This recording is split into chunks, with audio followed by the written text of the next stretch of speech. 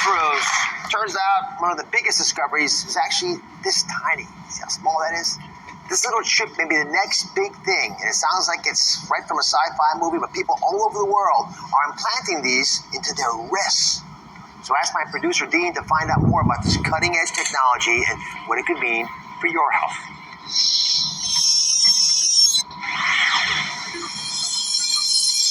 Whether it's our smartphones, our watches, our fitness trackers, or our Bluetooth headphones, it's clear that technology is not just part of our lives, it's running them. It's how we buy things, watch things, how we date, stay safe, even how we travel. All cool. We're so attracted to our devices that they're basically becoming a part of our bodies. But what if they really could become a part of our bodies? Well, guess what? They can. Meet the RFID microchip. This tiny chip, which can be implanted into your wrist, yes, I did say wrist, uses short-range radio frequency identification, similar to the tech used to track your pets or your phone. Once implanted in your body, it could identify you as you pass through the airport, open the door to your home. It could even be used to buy groceries at the supermarket. Now, your driver's license, passport, keys, and wallet are all inside your body, contained in something the size of a grain of rice. I know it might sound like sci-fi, but it's not. 10,000 people have already been chipped, and the number is growing. The possibilities are limitless, especially when it comes to your health. Imagine you're rushed to the hospital without any identification, but with just one scan of your chip, doctors know your name, date of birth, medical history, insurance, blood type, allergies, even the medication you're taking. This chip in your wrist won't just change your life, one day it might just save it. And that's why this little RFID microchip is the next big thing. All right, hey, shalom, shalom. Shalom, shalom.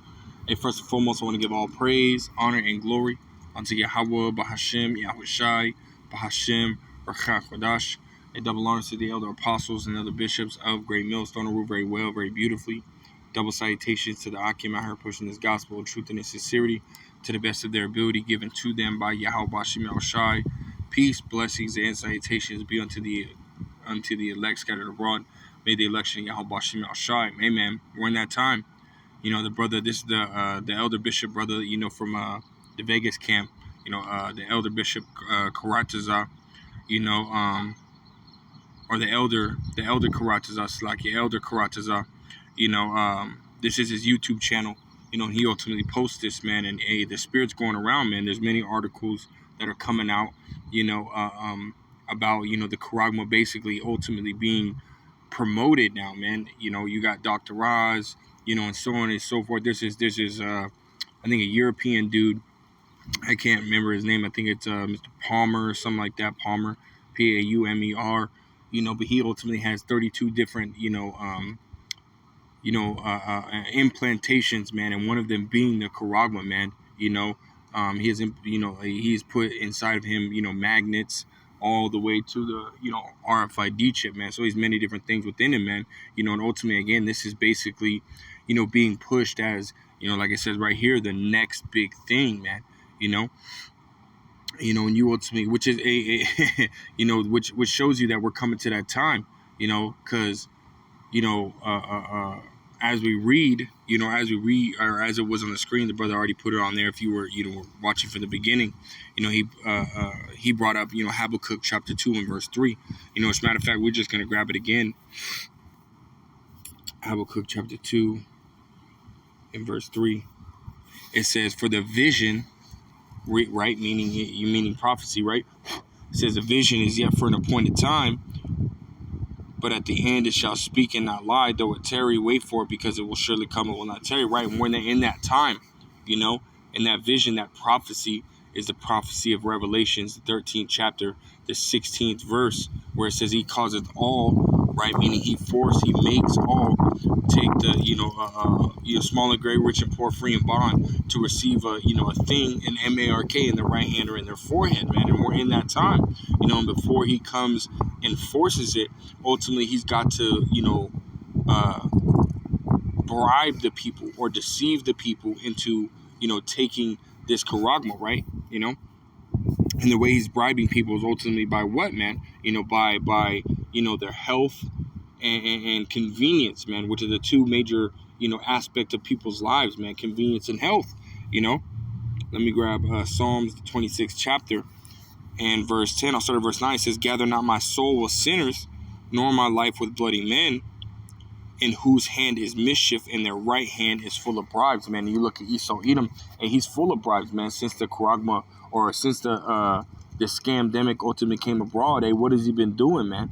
He's been constantly bribing people with $100 or, free entrance into the, the jackpot or whatever, many different things, free food, free beers, so on and so forth, in order to get these, get people to take, the icky vicky, man, and it worked for the most part. Esau even got a lot of people to take the icky vicky, man.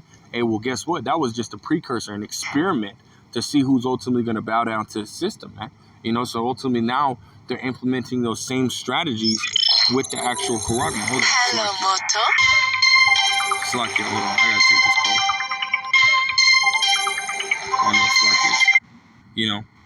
Slakia. But yeah, man, Slakia for that, man. I thought it was something important. I didn't see the spam sign. But yeah, man, so hey, they're implementing those same measures, with the charagma, man, but playing on greater features such as, your health, which, one thing when I was watching that, they were talking about, health and, if you need to go to the hospital, they can scan you if you're unconscious or whatever it may be. And that's playing on the older crowd, man. They had that thing called Life Alert, man, so, ultimately if, they fell or something like that, they would able to be hit, able to hit a button or whatever and, call the ambulance or whatever it may be, man, Hey, but now they and if they did, were unconscious, and somebody found them, it would be hard for them to give the information or what kind of medication they're taking, this, that, and the third. They'd be kind of, the doctors and stuff like that, they'd be kind of asked out. And well, now all that information is on this charagma, man. It's in the charagma, so you don't necessarily need to ask them this information. It's just there, so that plays on the older crowd, very well. And then convenience, man, that plays on really everybody, man, but mainly the younger crowd, man. The younger to middle-aged crowd, convenience plays on them, because everybody wants everything to be, easier access. Everything wants to be, everybody wants something to be faster. Where you don't have to do this, that, and the third. You can just walk up to your car, man, and you're within 5 feet of your car, it just automatically unlocks for you, Then you just get in and then it automatically starts, like something like that, man, But that's Esau Edom's plan, man. It's to bribe the people in order to take, this charagma, man. And again, they're playing on convenience and health, which is, again, a huge factor in people's lives. The two huge factors in people's lives, man. And again, they're gonna get a lot of by playing on those two things. They're gonna get a lot of people to take it, man. Which is ultimately it's prophecy, man. Because again, they have to be able to deceive some people in order to take, into getting it, man. Revelations 19:20, it says, and the beast was taken, and with him the false prophet that wrought miracles before him, with which he deceived them that have received the mark of the beast, right? So they ultimately have to deceive people, right, by bribery, bribing them to take it, telling them, oh, this is gonna benefit you.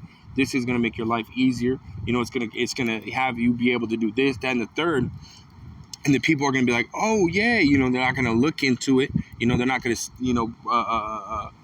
basically, look into, what they're saying or what if it truly, because a lot of things are gonna go over their head, man. In the video, you saw that it said that it uses basically the same tracker that's put in your dogs and in your phone. And well, you can track a phone. That people want to say, oh no, you can't track your dog, but it's the same one that goes in your phone, and you can track your phone. So you can't tell me that you can't track your dog, man. Because you ultimately can track your dog, with those chips, man. you know? So that's bullshit, man. And that's gonna fly right over people's heads, man. And they're not even gonna pay attention to that, and they're still gonna take it, man. You know. So you people are gonna be deceived that take it, man. You know.